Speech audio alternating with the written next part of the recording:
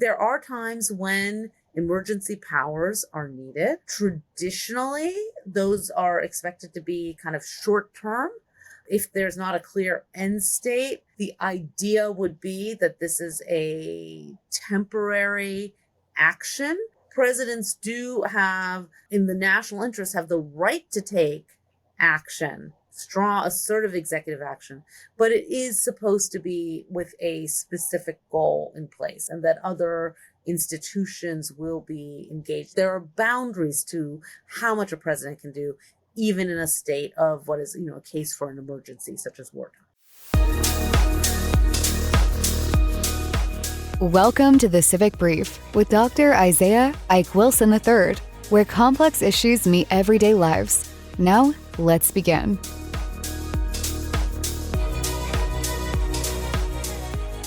What exactly did the framers intend for the presidency? And how far have we stretched their design through executive orders, emergencies, and the weight of crisis? On this Constitution Day, we ask, how much energy should the executive have, and where do the guardrails bend or break? Folks, this is a Civic Brief.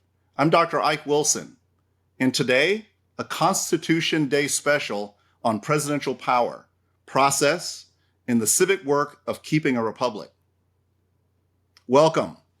Constitution Day is more than a commemoration. It's a civic stress test. The presidency was designed for vigor, but also for limits. Alexander Hamilton called it energy in the executive. But 2 centuries on, crises come faster. Pandemics, cyber attacks, disinformation campaigns, economic shocks, and each one tempts us to stretch executive action. How do we keep that energy constitutional? Joining us today is Dr. Meena Bose, Executive Dean at Hofstra University's Peter S. Kalikow School and Director of its Center for the Study of the American Presidency. She's authored and edited landmark works on presidential policymaking, decision-making from Eisenhower and Kennedy onward, in the role of the Office of Management and Budget, or OMB, in shaping executive power. She's one of the nation's leading scholars on the presidency and the perfect guide for this Constitution Day conversation. So, Dr. Professor Meena Bose, Meena, my dear friend, thank you so much for joining the Civic Brief. Can't think of a better person for all the reasons. We're going to talk a little bit about our time together at West Point. I'll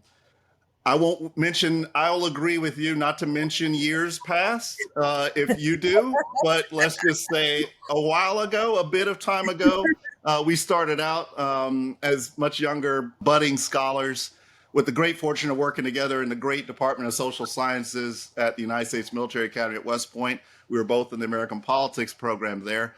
And I'm just elated to have you, as you were the renowned presidential rising scholar then, and now bona fide as well nationally and internationally. Can't think of anyone better in that respect professionally, Meena, to talk to us about energy in the executive, right? At a time of great transition globally and domestically, and it's really all about executive force and power. And have this conversation not only on Constitution Day, but to do it in our 250th circle around the sun as a nation state, as America. We'll celebrate again later next year, but our 250th birthday, can't think of anyone better to talk about these things. We're going to cover a lot of ground. We're going to cover some areas I want us to talk about. Foundations of power. We're going to talk about institutions, of course, in the evolution of institutions. Some might call devolution. Sometimes the evolution can be a devolution. We're going to do some hard, candid conversations about stress tests of power. We're going to demonstrate all these conversations to our listeners and viewers. We call ourselves travelers.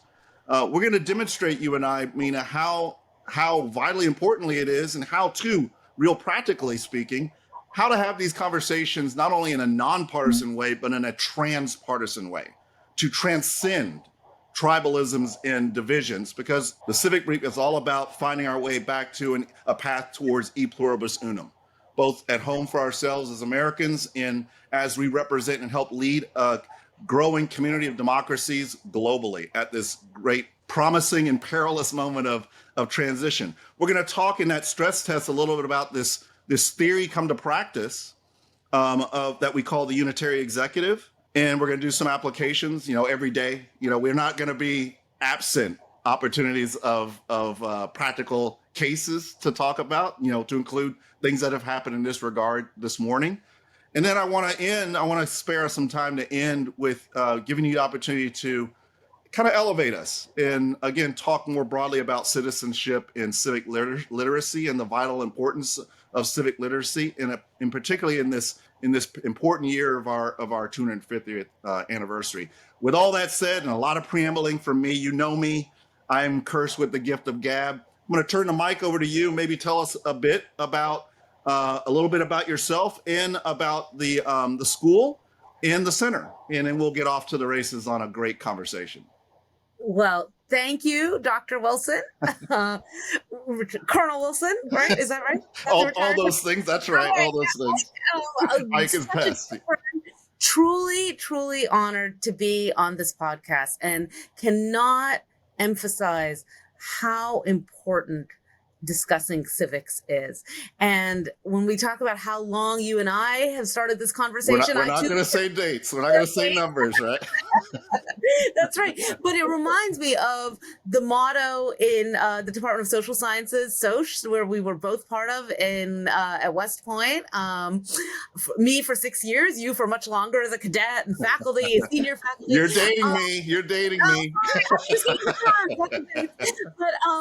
But nothing human is alien, yes. right? Any yes. discussion, right? Discussions are, and I'm reminded of our the departmental lunches at the university club, the yes. Friday get-togethers, the formal and informal conversations right. that are so essential to building civic knowledge and civic trust. And the intentionality that the department, frankly, the academy, but specifically our department did, the intentionality of blended mixing all of us, down to each office. As you remember, they had a political scientist, an Americanist, an international relations scholar, and an economist.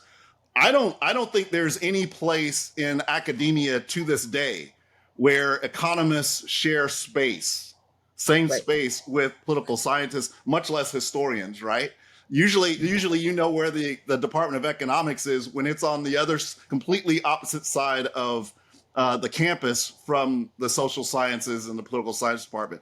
But that intentionality to break and bridge tribal divisions, right? And to build community, cross-pollinating community. We're going to demonstrate, as I said, we're going to demonstrate today how to have heady dialogues in contentious, even conflictual conversations that are not only nonpartisan, but importantly, transcendent of partisan divisions. So I just wanted to add that to you, but you're reminding me of our time at West Point, and we were raised right, I would say, and we owe a lot to those predecessors of ours and our mentors there at the academies. Some of them still there in some respects.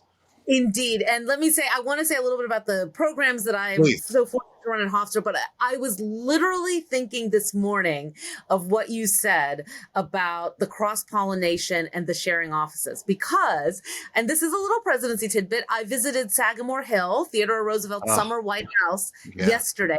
It is very difficult to get tickets there. They only release, you have to book day of. Last Sunday, Labor Day weekend, they sold out in a minute, and I was determined to get it. So I was fortunate, and I actually wanted to get it before Constitution Day. Yes. So I was fortunate, and it was so instructive to see Roosevelt's home, where he hosted heads of state during when he was negotiating an end to the Russo-Japanese War. Mm-hmm. A lot of his pre-presidential and post-presidential archives. And what came out, I posted some photos, and one of my office mates, who was an economist from Soch, posted that he got engaged there, which was a lovely surprise to read. New York. So I was literally just remembering how I had 5 office mates in 6 years. Only one person was twice. Yeah. And how much we learned. I think it was I mostly had economists. I think it was all economists actually. But it was so instructive and so fun. And I think I'm friends with all of them, at least on Facebook. It has carried, for me, it's carried through my whole public life, military, Yeah. uniformed, and civilian. Right. My first office mate was an economist. I won't mention his name. I don't want to, but I'm very compelled to do so because I love him so much. You do too. Yeah. He was a colonel at the time, or he's a major at the time. We were very young back then. Right. And still to this day, the cross-pollinated pollinization of all my networks, professional and personal, it really got a jump through that experience. And again, it takes a deliberativeness to do this. This is not something that comes up naturally. At the end of the day, you want it to look organic. It's supposed to look organic and natural and feel organic and natural. But there's a lot of citizen work that has to be put into setting the right architectures, even down to the offices and desks, in order to, and probably perfect piece to begin our transition into the fireside chat. That's what presidents do.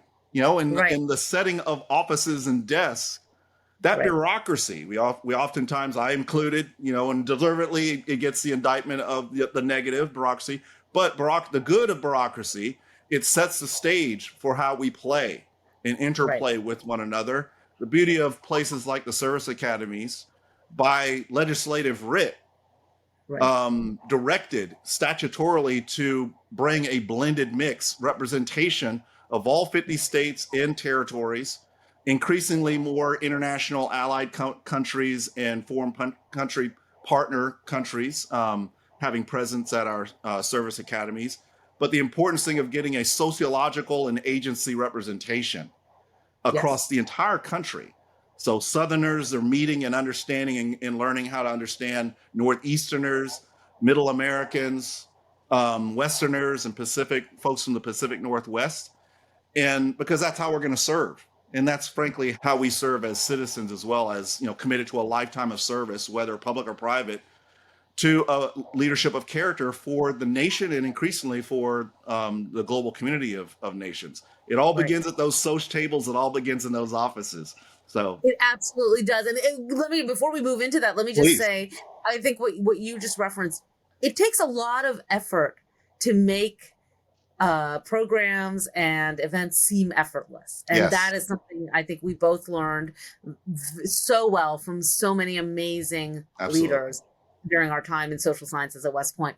And what I was truly honored to teach at West Point, to work with cadets. It is unbelievable to me that some of my first graduates are now, one that I worked with is head of the department now, right? And it just from there. There's so many others in senior positions in the military. Many have left and are doing distinguished work in the private sector or running for public office. It's so exciting to see. What I also bring to this conversation, as we've discussed, is I was truly fortunate to have two places that wanted me. I started my career at Hofstra University, had the opportunity and loved it there, had the opportunity to go to West Point.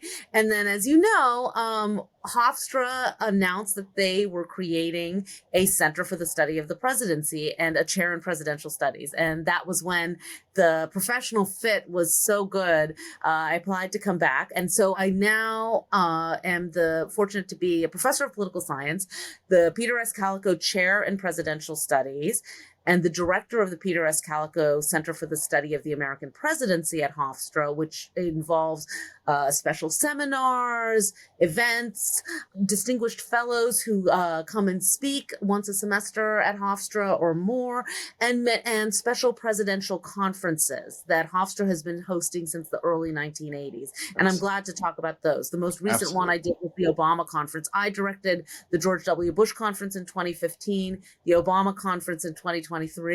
And next up will be, we wait one presidential election after a president leaves office. So the Biden conference will be 2029 or 2030. And the Trump conference, because they're two non-consecutive terms, will likely be 2033 or 2034. So that's a long time away, but that's the timetable we work with. And then most recently, and all of these programs that I direct are due to a wonderful Hofstra alum, Peter S. Kalikow, class of 1965, who oversees a major real estate firm that his father founded, and he expanded its reach significantly through his distinguished career, has an enduring love for the presidency, American politics, and public service. And thanks to him, Hofstra has become truly a resource for presidency studies.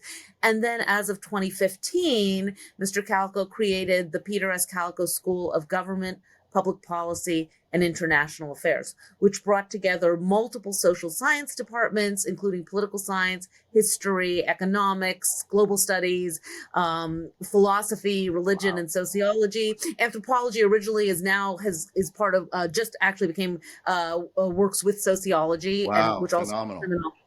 and all the departments have independent majors, but we also created an interdisciplinary public policy and public service program. And I'm truly fortunate to be the executive dean for that program, along with presidency studies. So I told you it would be a long time. Everyone laughs at all of these titles, but I feel very fortunate to have them. No one better than you, Meena. No one better than you. And as you're going through a lot of hats, I mean, you've got a hat rack that has a lot of pegs on it, right? But again, each of those programs separate in and of themselves, vitally important. But I would offer someone like you intentionally there to bring the intersection, to make them intersectional, right? The other piece I love is that we gave due time to talking about Mr. Kalikow. And again, an exemplar. What you described, what immediately came to my mind is all good things in the American political development experience start from the feet up. It begins with citizens at grassroots level, right? Absolutely. And what we have to make sure structurally, institutionally, is that all that vested power, which is ours as citizens, right, that it begins at the grassroots by, with, and through us, we the people. It goes through beautiful, empowered individuals like Mr. Kalikow, through their private and public experiences, life and professional experiences. We vest all that power in institutions at national and beyond levels, but we want to make sure that we have retention and ability to bring that back to our own terra firma. And that's what we're going to be talking about today in terms of power. But it all begins with people. It all begins with citizens. It always begins and ends with civic engagement. I mean, I would say that's what differentiates all liberal, small L, small d, small r, liberal democratic republics, of which we are the exemplar and the first on planet, going back to our revolution, but now leading and representing a growing community of liberal democratic republics, democracies worldwide. It begins and ends. We always have to talk about citizenship and civicness. So, I mean, again, these are opportunities for us to re-engage and to get into, with great current and longtime friends. I won't say old friends, longtime friends. Well, I like and sorry, I just have to cut in. As you said this, I'm please. reminded one of the first events I organized at Hofstra, and by the time it took place, I was actually at West Point, and I believe you came with me with the cadets, was the symposium on presidential ratings. Yes. Which Peter Kalikow, that was before the Kalikow Center, but he actually very graciously funded that event, provided a grant to Hofstra for that. And I'm sure you remember, we were fortunate to have the distinguished historian Arthur Schlesinger there. Yes. My dissertation advisor, Fred Greenstein from Princeton, and James McGregor Burns. The three of them had a keynote panel, and that was amazing to have them come. And I actually remember Fred Greenstein told me afterward that when the cadets walked in, I'm sure I can say this now, that Arthur Schlesinger leaned over to him and said, "They're here to defend Ike." Well, not you, Eisenhower, but maybe you too. Because of course, Fred Greenstein, and I think we'll get to this, had authored the famous book on Eisenhower, The Revisionist History of the Hidden Hand Presidency. And Schlesinger they had had an ongoing scholarly debate. And I thought it was we were so fortunate to be able to host those events and to have students hear these distinguished scholars, made possible by, professors and people who are committed, like Peter Kalikow, to engagement and discussion and informed deliberation. Well, so well said.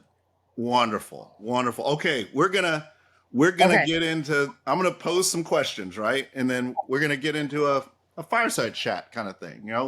Digital fireside chat. I want to talk with as we should start always going back to our futures, foundations of power. This is about compound things. I have a knack for turning the simple into the complex, right? Or seeing the complexity in the simple. In all seriousness, that's somewhat what the Civic Brief and its companion Substack, the Compound Security Unlocked, is about. Unraveling, understanding the complexities, the wicked problems, and opportunities that lie within an increasing convergence of otherwise discrete possibilities and problems that are becoming compounded more and more today, driven by a lot of factors, not the least of which an acceleration of disruptive technology. But that's only the one. And another acceleration, unfortunately, and something that we're trying to take on and maybe guide some corrective action, a dispersion of civicness. As I've said in other forums, a loss of our civic religion, right? The thing that de Tocqueville talked about of association, that gravitational force that would bring us from unnatural corners of all things that would gravitate us towards that e pluribus unum.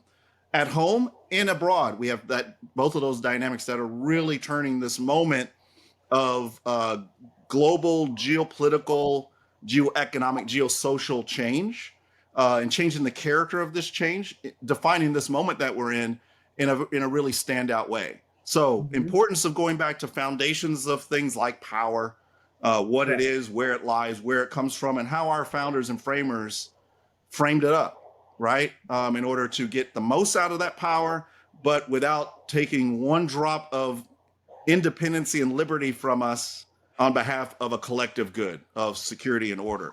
So my first question is a bit of a compound one, so bear with me, Meena. You know me well. What did the framers intend when they built the office of the presidency? And here's the compound part. What did Hamilton specifically mean by energy in the executive, right? And how did they try to keep that energy accountable? Well, this I is know, my right? second and third American politics lecture, so I'll try to get this condense this, and I tried to think about it, but there's a lot here.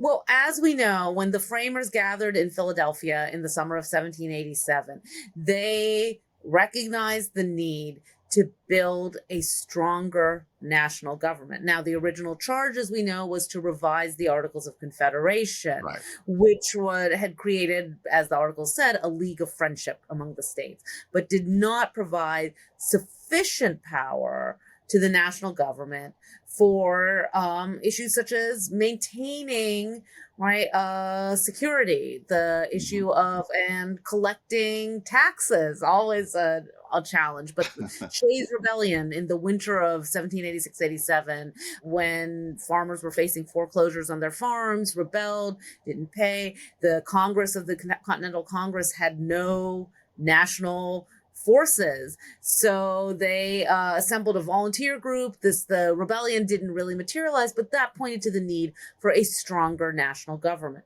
So Alexander Hamilton, of course, wrote after the drafting of the Constitution, Federalist 70, Right. in the Federalist Papers, when they were advocating for ratification of the Constitution, which included, of course, as you know, Article 1 is about Congress. Mhm. The legislative branch is the first branch of government. Article 2 is about the presidency. And what we see in Article 2 are very broad and really open-ended provisions for executive power.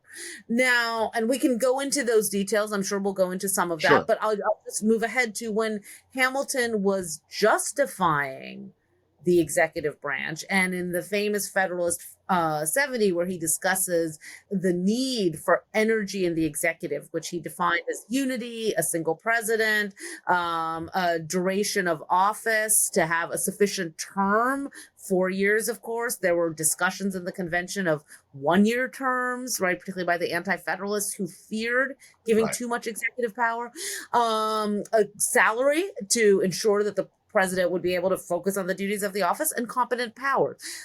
The part that I think is particularly interesting on Constitution Day is what you just referenced, the accountability, right? Yeah. And so how do we ensure that the safety, right, the ingredients that include safety in the executive are a due dependence on the people, which of course refers to elections. And then the second point, which is particularly interesting, is a due responsibility on the part of the chief executive. And that, of course, right, this isn't part of the Constitution, but if we think of the Federalist Papers as part of our guiding documents, right, they point to the belief that the Federalists truly believe that that the public could count on the president to exercise responsibility, respect for the boundaries of the office, restraint when needed. And of course, there are provisions for if a president doesn't fulfill those, Right. and we'll talk about that with impeachment. But a large component, I think it's very interesting, that of what constitutes safety, of ensuring that the government isn't too powerful, the public, and then trust in elected officials, including particularly the president. We're talking norms here. Most of what you just articulated is an expectation of norms as internal restraining and constraining factors. We're not talking about law or super empowerment with force available to physically, literally restrain. We're talking about an acceptance of a norm of behavior, right? Yes. I mean, that is, I'm so glad you mentioned this. I mean, this a due responsibility, again, not anywhere explicitly, as you know, I think I'm right on this in the Constitution. Maybe the closest thing you get to it is to well and faithfully execute. Yes. Would that be a derivative of that notion? I think it's a component of it. Yeah. I think what you see primarily in the Constitution is, right, the separation of powers, the checks and balances. Yeah. Congress makes laws, the president can sign or veto. Right, the president makes nominations, right, cabinet appointments, federal judges and justices. The Senate has to approve by majority vote. Of course, the veto power, the president can veto legislation, but Congress can override by a 2/3 vote in both chambers. So I would say that the Constitution primarily focuses on the institutional sharing of power, as presidential scholar Richard Neustadt said, separated institutions Yes. sharing power. Love that. But yes, I think some of what Hamilton references, and we see this in the other Federalist Papers as well, about serving during good actually, this is in the Constitution about serving during good behavior, but in the other Federalist Papers about the people of talent, right, holding office, Right. and the Senate for justifying the 6-year term. And I think that was largely a belief that you could largely count on enlightened statespeople to govern. This is Federalist 10, but of course Madison pointed out enlightened statesmen, as he put it, will not always be at the helm. And that's Right. where he added, right, the need for a large republic, so interests would balance interests, right, faction to control the effects of faction. So it's there, but I think largely this was an implicit, a norm, as you said, an implicit agreement that people who served would exercise their own self-restraint to respect the rule of law. The restraining of the norm of norms. I mean, what you just said triggered this in my mind. It seems that at the time, the norm of norms was restraint, a limitation of power, investment of power, vesting of power, but a restraining action. You know, emphasis on limited power, emphasis on limited government. To be fair, another point you had made beautifully, by the way, that this expectation that folks taking the seat of the presidency would have that would be enlightened with that norm. Right. Perhaps we need to be more sober and fair, because I would say enlightenment is probably a factor of the times in the conditions. And so, a lot has changed in terms of the times of, 1787, 1789 to 2025. So, I mean, I think it's probably something, and I'm sure as we go in our conversation today, but really for our travelers, something for us to carry with us in the middle of our mind going forward is to think about the context of what in any given time the majority of us agree is enlightened wisdom, and at the same time what deviates from that norm. But the norm seems to be something that is shaped and also subject to change, evolution, devolution, whichever word we want to use. It's a sign of the times. It's a sign of the times. I'm very intrigued by this notion. I'm sure we'll end up coming back to it, but you've set us up perfectly. I want to say one more question in this foundations of power arena. I want to get to specifically to two presidents and presidencies that you're very, very familiar with, leading edge familiar with, Eisenhower and Kennedy. So the question's this: from your work on Eisenhower and JFK, how did these two presidents balance what we'll call decisiveness with constitutional process, especially when it comes to national security? All right, talk a little bit about that. Sure. Well, this, as you know, was the basis of my first book, my dissertation, Shaping and Signaling Presidential Policy, the National Security Decision-Making of Eisenhower and Kennedy. It's right back here. I could probably point it out if I swivel around. I think I can see it. But I think I had the good fortune to work with Professor Fred Greenstein as my primary advisor, who had written this foundational history of Eisenhower.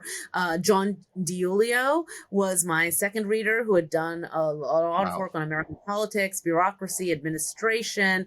And we're mentioning all these names, and our travelers who are not academics are probably looking, especially at me and my body gestures, like, wow, these two are really geeking out here. But these names, folks, these names are really icons. These are pillars of our American political development. And the fact that you, Meena, had an opportunity to protege to them, amazing. Go ahead, please.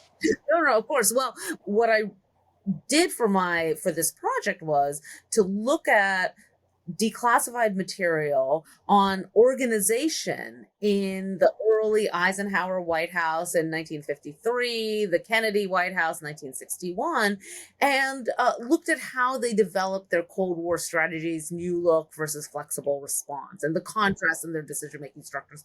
I won't get into all of that now, but to address your question, President Eisenhower understood the importance of process from a career that was entirely in the military, until the end of World War II, and then was president of Columbia University, became the first NATO commander, and then ran for president. But brought to the White House a very structured planning process where ideas were debated and discussed in very structured settings. There was the planning board for the National Security Council. There was the operations coordinating board, what was described as the two parts of Policy Hill. And there are a lot of discussions about how much Eisenhower really expected that decisions would change from these discussions, this multiple advocacy that Alexander George discusses. But what it did ensure was that ideas were openly discussed and examined, and that the key participants in those policies were attentive to what the ends and means of the strategy would be.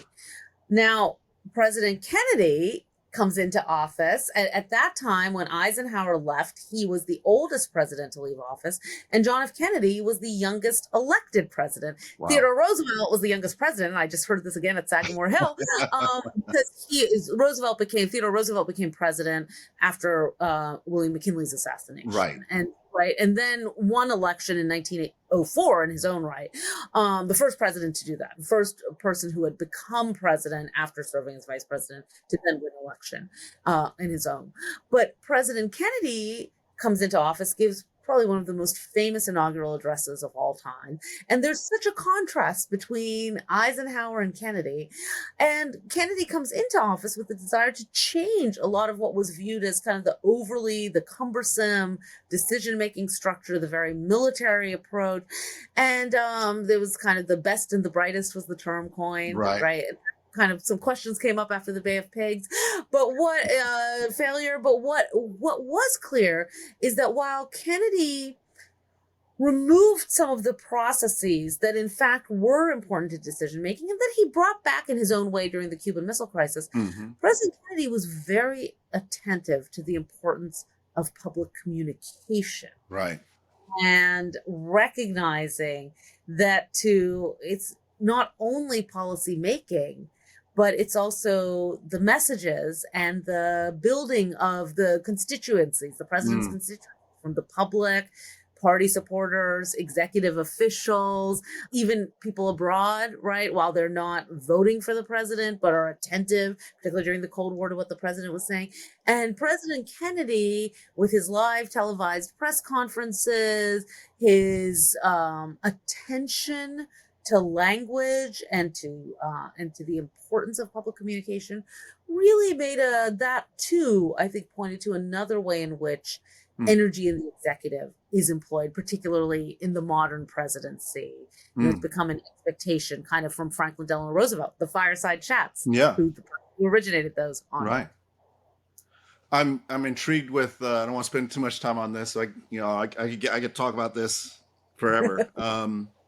There's so many directions I want to go on what you just laid out, but the generational differences between Eisenhower and Kennedy, what that represented at the time, a great time of great transition, embodied in the men themselves. A replacement. Correct me if I'm wrong. If I've got this is Ike's interpretation, but a replacement with Kennedy of a lot of the structure intended for regularity and, dare I say, transparency.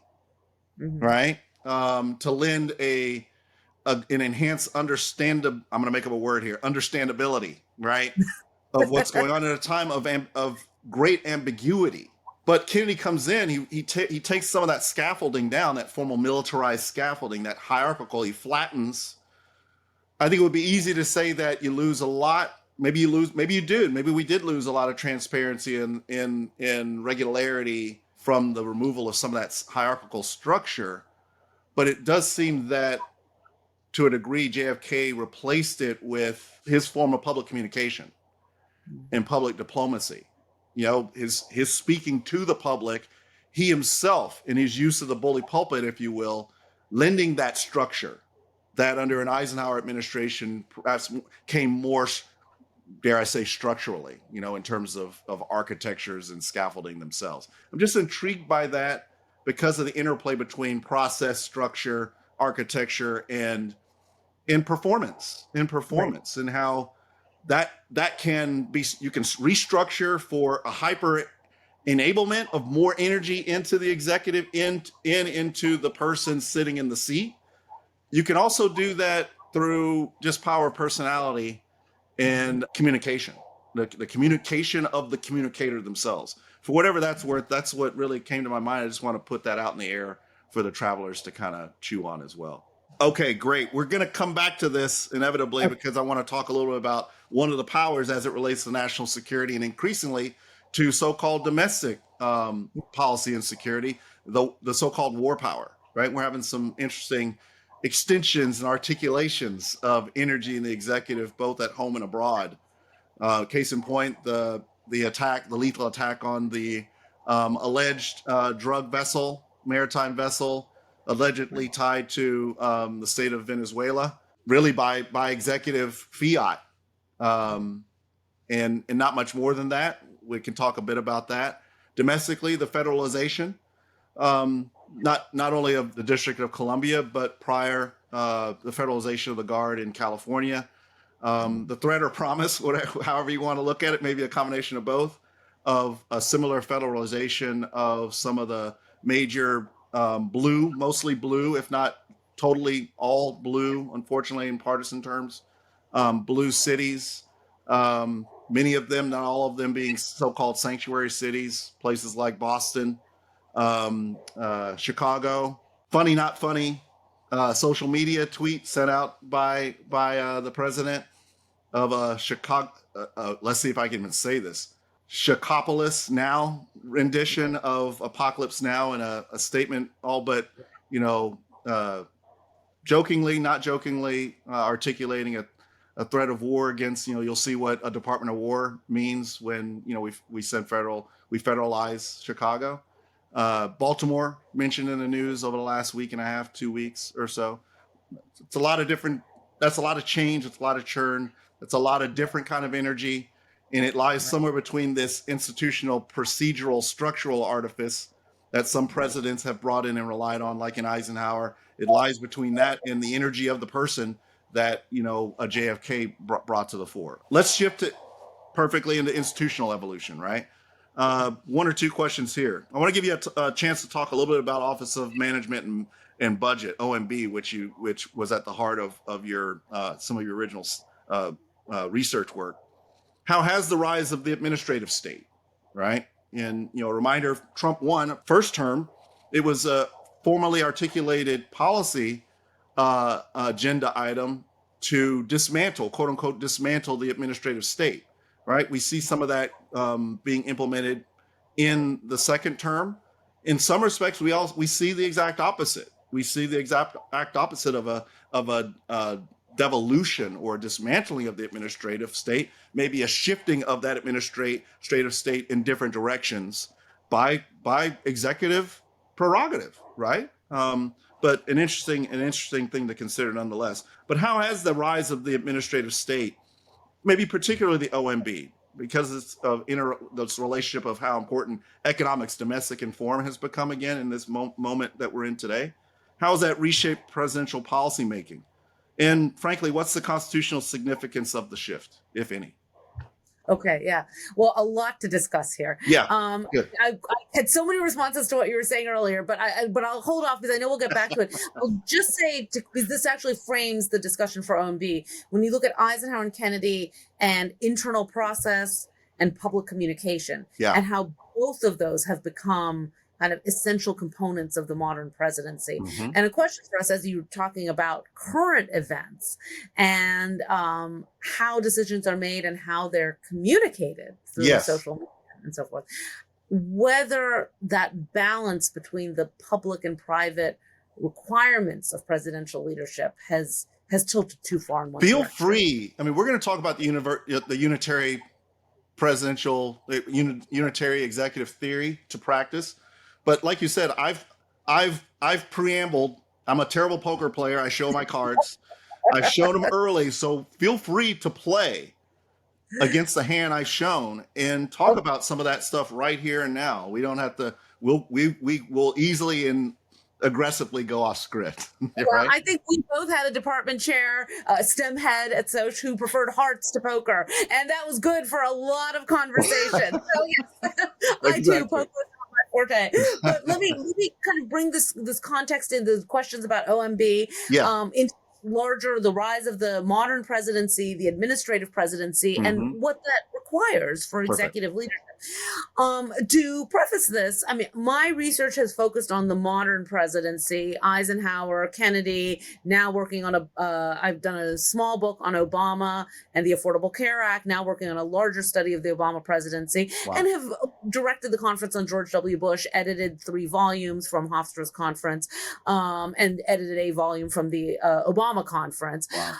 In between those 2 conferences, the Kalikow Center hosted in the Kalikow School a symposium on presidential executive policymaking in the Office of Management and Budget. And this idea came to me from a presidency scholar, Andrew Rudalevich. He and I co-authored, we organized this together at Bowdoin College. He's at Bowdoin College. We hosted it at Hofstra, brought in scholars and former OMB senior staff, brought in our keynote speaker was former White House Chief of Staff and head of OMB, Jack Lew, previously the Biden administration was ambassador to Israel as Yeah. well, also served as Treasury Secretary under Obama.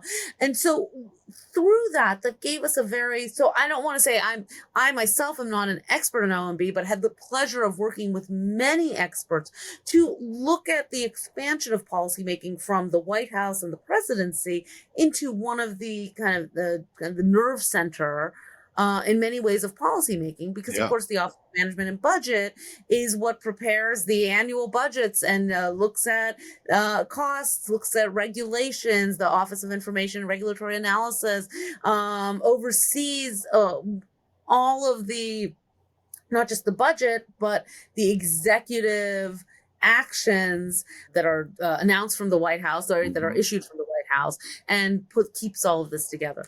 What you see there is an agency that really, with a small staff, relatively small staff, puts together the documents that allow the government to function. And this dates back to OMB was originally the Bureau of the Budget in 1921. When Congress passed the Budget and Accounting Act, it used to be that cabinet departments would send individual budgets to Congress. As the executive branch began to grow, it just became too cumbersome. And so the Bureau of the Budget, became OMB in the 1970s, was created to kind of centralize budgetary development and coordination. And we see there the need for an administrative state to make the federal government function.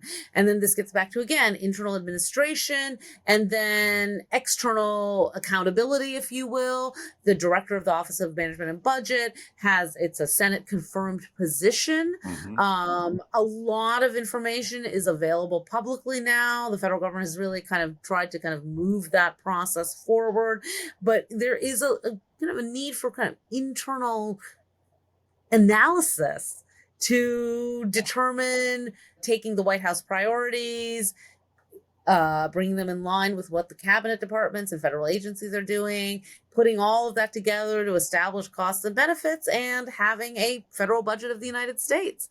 And then looking at the implementation of executive actions through federal regulations, calling for comments and so forth. So it's a big process. And you realize that even in a country where country that's grounded in federalism, the balance of power between the national government and the states, and we give a lot of power to the states, you still need a robust national structure to allow the president and the executive branch, and working with Congress, and then of course the courts are there too, which we haven't talked a lot about, but to take the actions that are needed that are in the American national interest.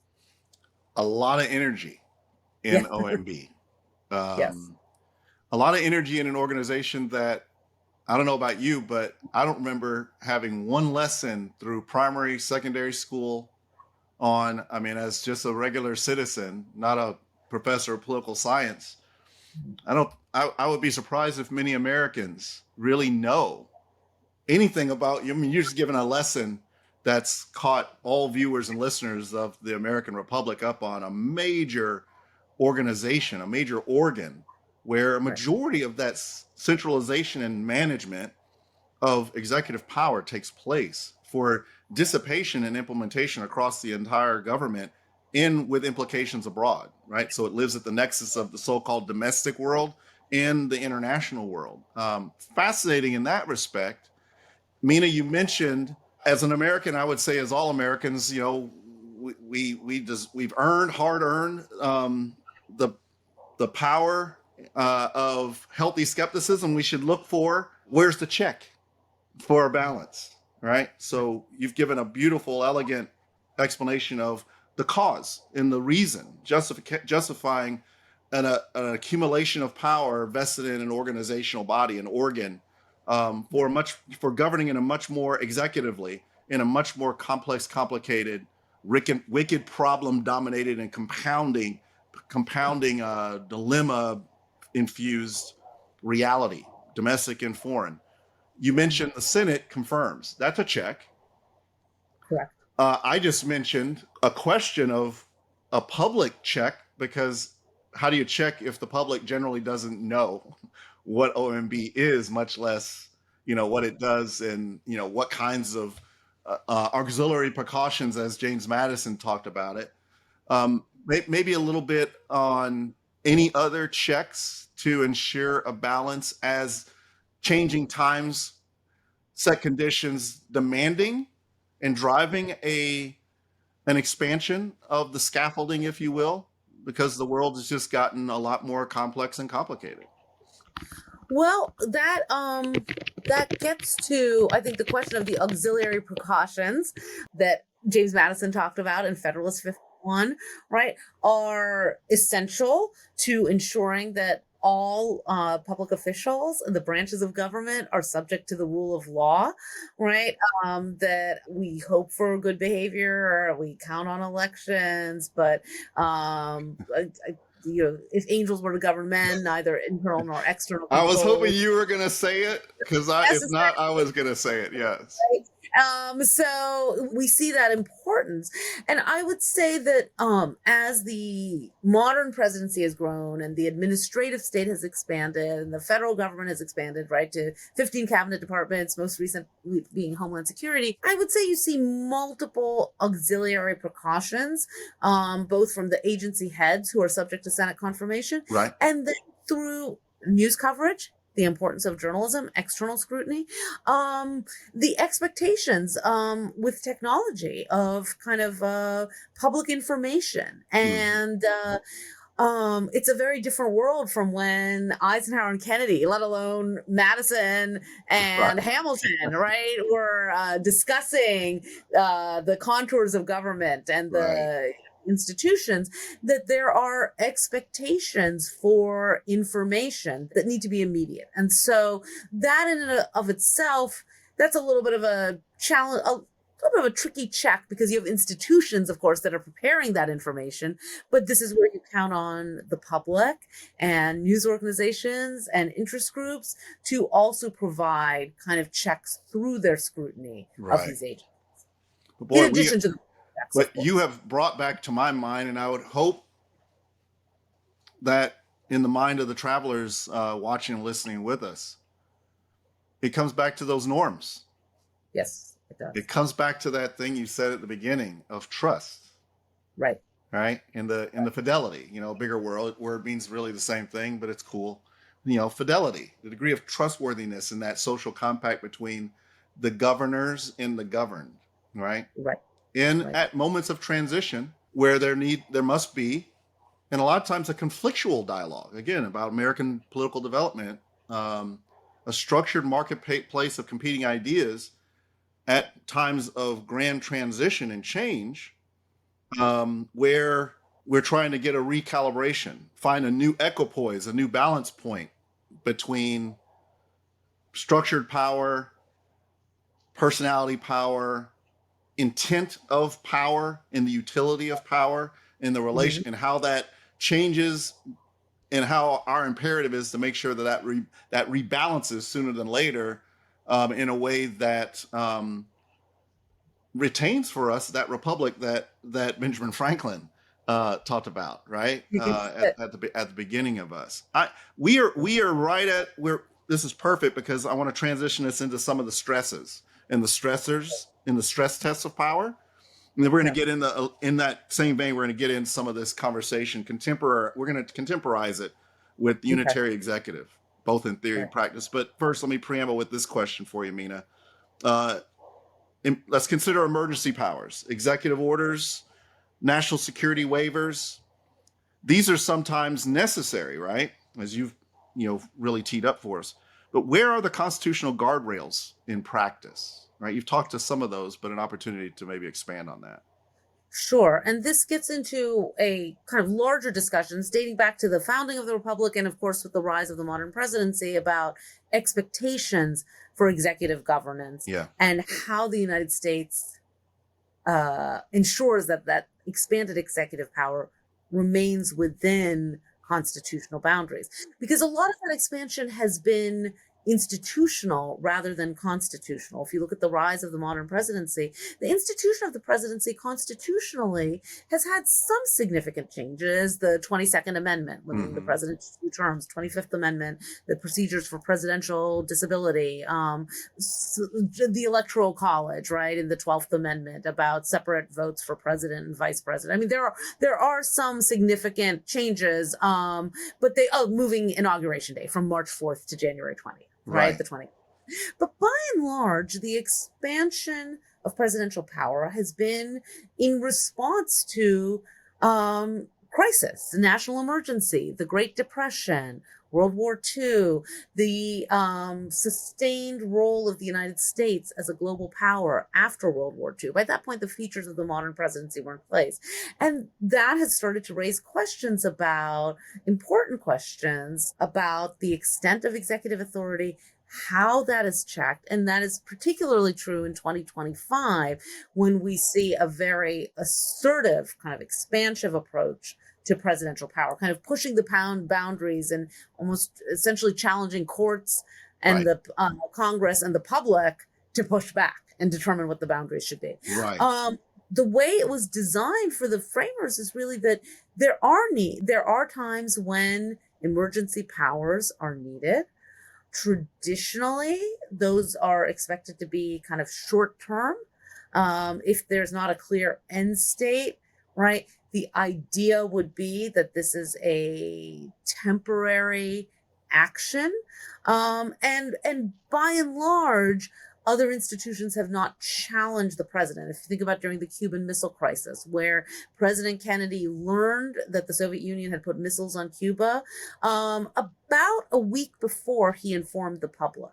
And when he informed the public in an evening address or an address to the nation, and then informed members of Congress, there was no question that the president was going to take action and was not seeking congressional approval, right? And then this gets into war powers and some other debates. Wonderful. But the idea that presidents do have, in the national interest, have the right to take action, strong, assertive executive action, but it is supposed to be with a specific goal in place, and that other institutions will be engaged. If you think of Truman and the seizure of the steel mills, right? And that Supreme Court became involved in that, and Truman justified that action on the basis of the Korean War. By the time the courts ruled on restricting executive power, right, and agreement had ultimately been reached, but it did point out that there are boundaries to how much a president can do, even in a state of what is, a case for an emergency such as wartime. You had said rightly in our at the end of our last segment, Meena, that we hadn't really talked about the court yet. Right. Something that haunts me a bit. We have a major check and balance, an institutional check and balance with the court system, and we'll focus at the top with the Supreme Court, the appellate, the ultimate appellate review of the Supreme Court. But what haunts me a bit is the executive has energy and power to act, and the court, by design, by structure, there's an inherent business lag, if you will, because the executive will take an action. They'll take an action that has justification or is justified by the executive themselves, and then it goes through our process, and it is eventually adjudicated on. But typically, by the time the courts adjudicate, here's the business lag, the action's already been taken. Right. It's an interesting follow-on question, or maybe concern. Citizen Wilson would be concerned here of precedent already being established, new precedent being already established, and again, by title, the executive has force and power to execute. The other institutions do not, right? Maybe some thoughts on that. Well, let me add, first of all, exactly as you said, the definition of standing, right? The courts do not make decisions in the abstract. They have to look at actual challenges of harm, right? Yeah. And determine constitutionality. The institution we haven't actually talked a lot about, though, is Congress. And because you're right, it is a massive fact, right? Yeah. And you could make the argument justice delayed is justice denied. the legal process is slow. I mean, there's Yes. so many examples we can give. Right? Think of Gideon versus Wainwright and the right to an attorney for Right. criminal trials. Right? That goes back to 1963. And how many years before the case that I believe Betts v. Brady was 1942? 21 years to overturn that decision. Exactly. Right? But Congress also exercises checks, has the power to check executive power, and Congress is the first branch of government. So if indeed there is perceived executive overreach, Congress has the power to pass legislation, to halt funding. That can be kind of the equivalent of kind of going nuclear, right? To use an international relations metaphor. And that's not something Congress would do lightly. We unfortunately are in a period where government shutdowns are not uncommon. And so, as we approach September 30th, the end of the fiscal year. Right. Another question. So I share your attention to and concern about the lag time with the courts, but let's keep in mind the first branch of government Yes. has institutional responsibilities as well. And in fact, it is from the first branch of government that Constitution Day was established some 20 years ago, 2004, I believe, as a part of an amendment to ensure civic literacy. So I'm loving the jazz that we're in now. I want to improvise. I want to do a little improv because you said Congress, right? Rightly so. First branch for a reason. Can take up some of that intended lag, right? Intentional by design lag. Maybe we got to now go back to our first executive's farewell address, George Washington, and one of his warnings being avoid the bane of party and partisanship, and maybe some thoughts there on how that is where we are today with that warning unheeded, perhaps I might say, with justification. I think so.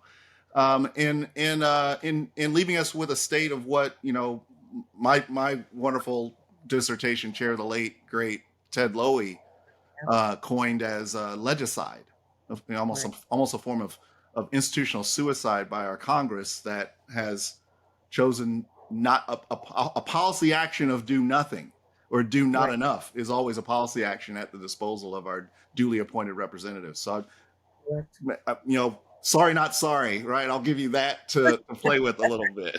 I'm not sure how I'll give you that hand grenade to play with that a little bit. Yeah. Because there is so much to address I know. in this topic. When you get to questions of structure, I think about and partisanship, right? And this gets to institutions and American political development and the nature of the winner take all system, right? In national elections, we have very few in New York City. Actually, in the primaries, they have the instant runoff voting. That is not right. We're not a parliamentary system, nor do we have instant runoff voting. A couple of states were kind of trying with it, but it's certainly not on a national scale, right? But the challenge is that our system, the structure of our democracy lends itself to a two-party system. And it's very difficult. This gets back to Anthony Downs and an economic theory of democracy. If you want to change the structure, then you'll get different results. But the idea of kind of parties as factions and a non-party system, I talk with students bring this up all the time, right? The desire for a new party or a different message. But we have these governing structures, and it's not easy to structural change takes time. 1787, when the framers converged in Philadelphia to modify the Articles of Confederation, to revise them, they created a new system of government. That's probably an appropriate topic to consider on Constitution Day. Right. Do you want to revisit that today? And what might some unintended consequences be? Yes. The next evolution being almost a devolutionary piece. We could find ourselves based on, many factors, not the least of which being the hyperpolarization and partisanization, a hyper tribalism of the parties, with the parties lying at the center. The next evolution of the American Republic could be a devolutionary step back to something moving more in the direction of original articles, still a unified statehood, an American Right. statehood, but not as much of a unitary state as it has been during the modern period of our times. I think we're running up against the clock. I want to give you a couple of minutes and a couple of questions to kind of round Okay. us out.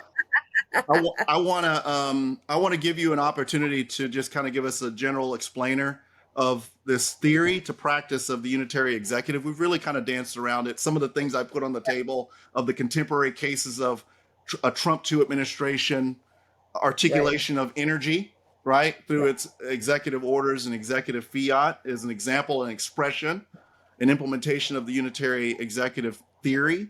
Maybe some thoughts on that, and then I want to let you leave us with. I'm going to give you the final question now: citizenship, and civic literacy.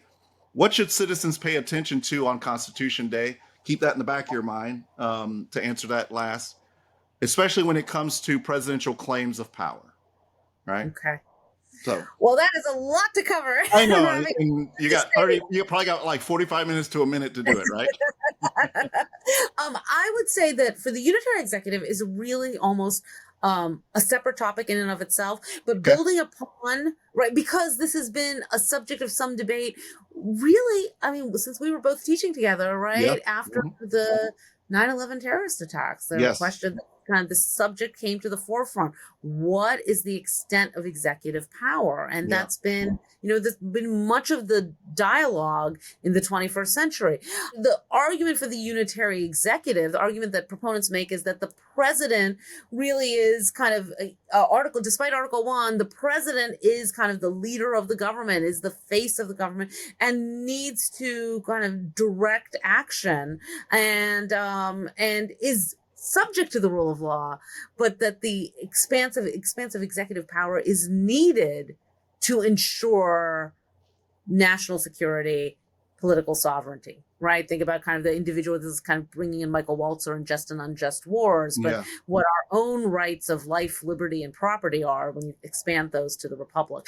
The unitary executive does require constraints. It doesn't assert a changing of our constitutional structure, but prioritizes the executive over the other. And I would say that a challenge for us to consider on Constitution Day, and this kind of ties into your last part, is how do you ensure that executive power is checked, right? What role does Congress play? What role do the courts play? What role do the states play? We haven't really talked about federalism. And then perhaps most importantly, what role does the public play?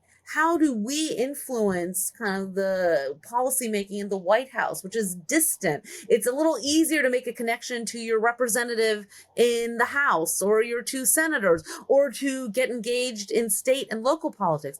But that doesn't mean, the White House is not immune to public engagement and scrutiny. And I would say on Constitution Day, it is essential that we, whatever our fields of study are, whatever our interests are, that we are attentive to what the government is doing. And particularly in a time where executive power is being used, so there's been such initiative and such aggressiveness, I think is a fair term, with all of the examples you brought up, with immigration, with the National Guard, with there have been just multiple cases of challenges, the efforts to cut the size / staff and budgets in federal agencies, the changing, the questioning of plaques and descriptions in the Smithsonian museums as we approach celebrating the 250th anniversary of the Declaration. It's essential that the public be engaged and follow this and make their voices known, because, you brought up, the Republic, if you can keep it, right? What Benjamin Franklin said at the close of the Constitutional Convention. And it's incumbent on all of us to keep it, right? Not just our elected officials are part of that, but not just them. Ultimately, it rests with us. Fantastic. Can I squeeze one more in for you? It's a fun one. Real quick. If you could recommend one reform or one civic habit that would strengthen constitutional stewardship, what might that be? I'm this is a tough one. I've Yeah. talked about changes to presidential selection. I've looked at a number of other areas where questions about lifetime limits for judges. I think that would be the one that I think is probably one of the most interesting today, Yeah. is the question of whether federal judges, including Supreme Court, should have 18-year terms, but maybe not lifetime terms. Yeah. In all fairness, probably there have been questions about, right, kind of new voices, new faces in Congress. And then this Sure. would come up, of course, for the presidency as well, when we've seen both Trump, right, the oldest presidents that we've had have gone far past Eisenhower and Ronald Reagan, who were the previous ones. Right. So I don't know. I don't want to end this on that kind of note of saying that only the youth should speak. I think that's sensitive for all of us. But maybe with the courts, because they serve on good behavior, some sort of a term that's not subject to a single president, maybe that's needed.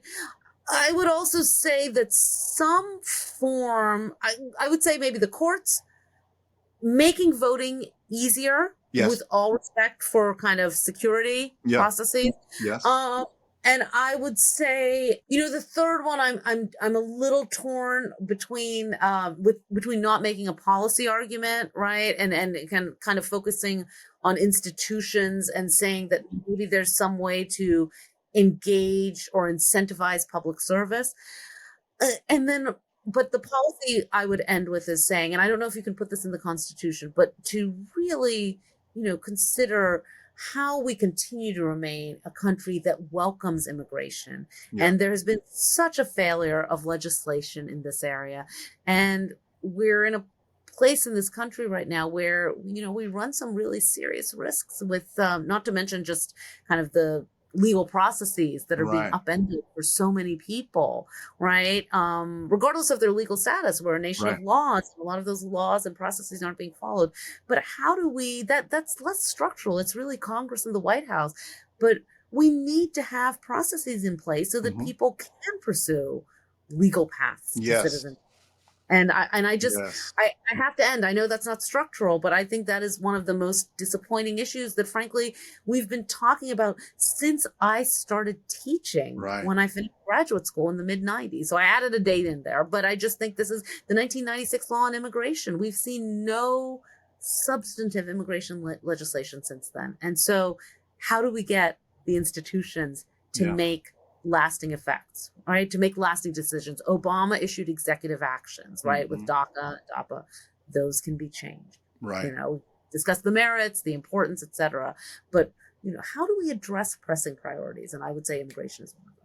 You've talked structure in your recommendations, but you've ended appropriately, in my view, for what it's worth, at the people level, at an issue really broadly speaking of civicness. How do we focus as much or more on the spirit of the law as much as we do on the structure of the law, right? I mean, again, a country of laws, not men, right? And in the need for an equipoise there, we need men in the broad sense. We need the person and personage of the executive there, but we need the law, and then what keeps that in equipoise, brings it back into balance, is the spirit of the thing, right? And that's really what we're trying to get after with the Civic Brief and its companion Substack, Compound Security Unlocked.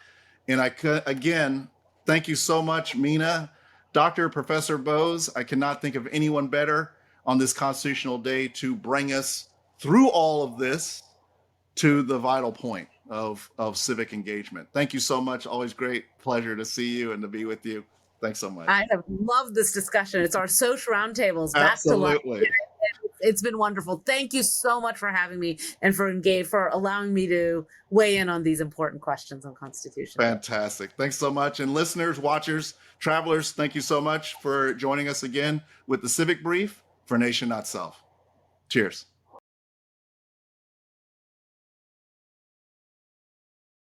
So, travelers, you just heard Dr. Bose walk us through the Constitution and how it bends under pressure. What I'd like to do now is us together, we're going to put a simple lens on that pressure that Dr. Bose talked about. We'll call that the wise way. Here's the compound reality. Today's shocks, they stack. Storms, cyber hits, market jolts, rumor storms. In that turbulence, presidents feel pushed to speed up government. The risk isn't only overreach, it's drift. Emergencies quietly becoming everyday habit. The wise way is a discipline for moving fast, but also staying legitimate. Let's talk about this in terms of what I'll call 4 plain moves. Here's move 1. We got to look at this through process as being policy. Now, if a decision really matters, it earns a 1-page options note to the president. In plain English, here's what that options note might lay out. What are we really trying to achieve? Secondly, how would we do it? With what resources? What could go wrong? And how do we reverse it? Importantly also, who's watching the store? If we can't write all that down and be transparent about it, we probably shouldn't do it. Then keep a small cross team composed of law, facts, operations, money, messaging, so speed doesn't amputate any limb. And then we need to agree before the storm, again, I'll say that, before the storm, what triggers a heads up to Congress, that first branch check and balance, what needs consultation, and what needs consent. In other words, no rulemaking on the fly. Let's look at move 2. Broaden the toolkit. This is where we talk about in the wise way that integrated what I call 3D times C, diplomacy, defense, development multiplied by commerce. Defense. It needs to be the last amplifier, not the first reflex. Diplomacy. It buys access and permission. Things like overflight, basing, intel sharing, even ensures in port authorities when the issue deals in the maritime realm. Development. This is resilience, both in a global sense and a domestic sense, to include things like ports, power, hospitals, data hubs that keep life upright. Commerce, from the household to the global geoeconomic realm. Targeted export controls, temporary insurance or credit backstops, mineral and supply deals that help communities, not just spreadsheets. What's the point? When your toolbox is wider, you don't need force or executive fiat to move fast. Move 3. Let's look at maxi-min guardrails. What do I mean by that? Maximize our position, minimize single point failure. I would say 3 simple checkpoints here. First, regular touch points, again, with that first branch, Congress, the people's branch.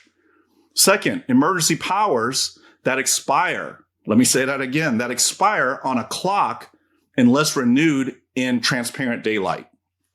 Thirdly, a public scorecard that separates the truly extraordinary from what's merely convenient. Let's also think about bounding the box up front, setting the goal, the limits, and the off-ramps, and who owns the risk if all of our assumptions fail. Finally, move 4, civic transparency, the legitimacy engine, folks. Speak to the country in plain English about what we know, also about what we don't know, and what could change our approach. Name the trade-offs, invite referees, inspector generals, courts, committees, so people can tell emergency from opportunism. Folks, that's the wise way. Fast when we must be, bounded by design. Now, I want to offer a couple of quick human scale scenarios. First, let's imagine a scenario, let's call it a 72-hour megastorm. The place, Gulf Coast landfall. Power's out across 3 states. Refineries flooded. Hospitals wobbling. Social feeds, they're on fire. Let's go back to that step 1, that move 1. Let's say between the hour of 0 to 6 hours into the crisis. Process first. Small resilience huddles. Let's look at 2 1-page options that we send to the president, each with costs laid out, legal lanes, oversight, and a 72-hour sunset. Again, that limiter. Option 1 might be something like a disaster declaration plus targeted production surge to include generators, oxygen, plus a short fuel spec waiver to move gas faster. All these emergency actions. Let's lay out an option 2 for the POTUS. Disaster declaration plus max mutual aid and lift capacity. Keep extraordinary powers all in reserve. Move 2 or step 2, something within the hours of the first 6 to 24. Use the wide toolbox, that broadened toolbox that we talked about. Let's look at defense first. In fact, in terms of use last.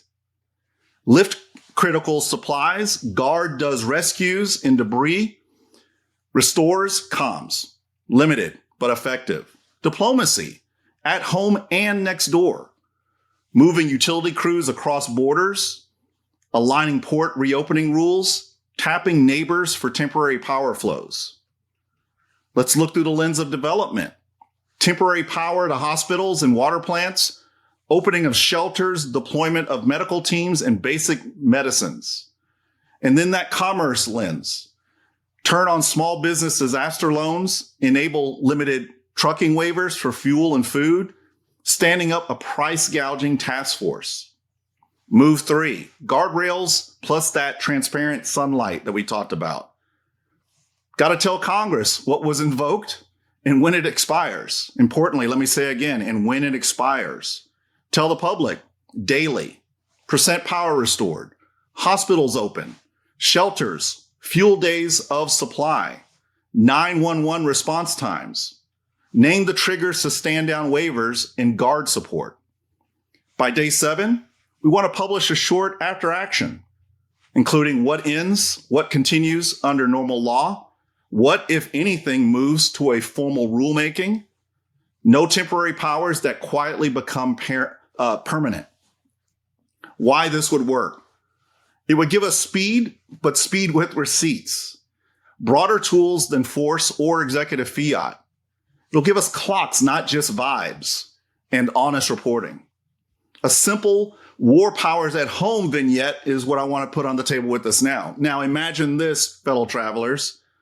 A new post from the president promises to, quote, bring the war to Chicago. Right? Sound familiar? There's talk of federalizing more guard units. Mass agents run dragnets that catch the undocumented. Oh, well, and sometimes the documented as well, right?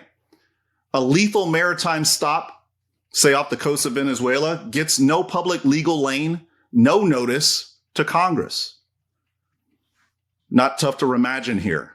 Now, here's how the wise way keeps us fast, but also constitutional. Let's walk through the steps. Process is policy. Move 1. Insist on that one pager before any surge. Laying out the objective, legal basis, which would include statute plus case law, geography and time limits, reversibility, and the oversight path. Folks, if it can't be written, it shouldn't be done. Second, use civil tools first. Priority on policing. Better yet, community policing, courts, and community protection. Civil warrants, targeted actions, and due process. Let me say that last part again. And due process. Before any troops. Defense supports civil authorities. It doesn't replace them. Move 3. Back to those guardrails. On any exceptional step, narrow the scope, i.e. which neighborhoods, which hours. Set those short sunsets. For example, 72 hours. Set and ensure mandatory reporting and a standing review with Congress and local leaders. Finally, publish the off-ramp conditions up front. And finally, that 4th move, civic transparency.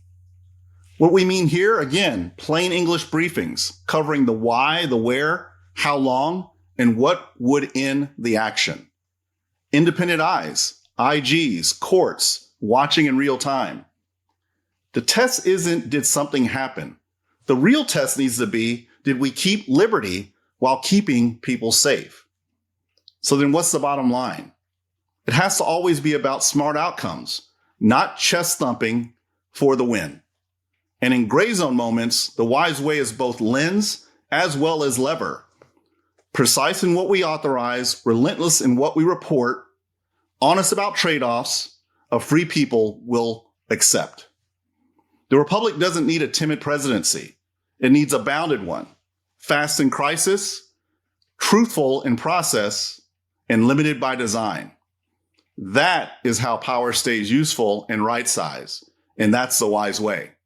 So if today's conversation helps sharpen your civic lens, subscribe to Compound Security Unlocked on Substack and join this podcast, The Civic Brief. Also, join our travelers community and connect with us at Wilson Wise Consulting. Together, we can equip leaders and citizens to handle power wisely.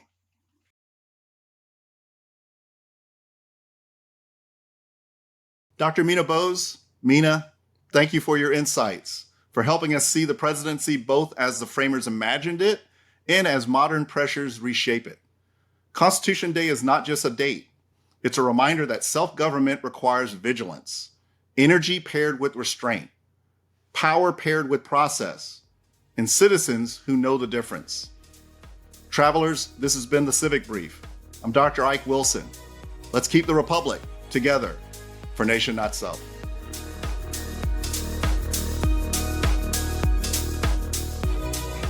Thanks for tuning into the Civic Brief. Got questions, insights, or ideas? Join us at thecivicbrief.com to continue the dialogue. Subscribe, share, and be part of shaping the future, one brief at a time.